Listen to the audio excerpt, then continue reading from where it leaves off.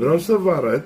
Aici sunt Rafaelo făcute în casă, dar sunt cu migdale, sunt cu alune prăjite și vreau să vă arăt acest Rafaelo care este făcut special, da? Să vedeți un Rafaelo, lasă deasupra să vadă.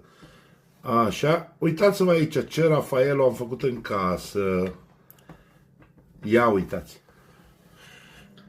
Este o rețetă specială. Cine vrea, dă like și subscribe și o să vă explic această rețetă în detaliu. În detaliu, da? Ia uitați.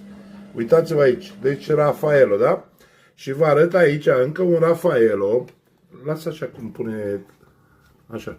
Și vă arăt aici un Rafaelo care este făcut altfel. Ia uitați. Vedeți? Aici este o alună, da? Ia uitați. Să aveți poftă, iar cine vrea mai multe detalii, subscribe, like și distribuire cât mai multă și la cât mai mulți abonați. Și o să vă dau o rețetă extraordinară. Să aveți o seară plăcută și poftă bună!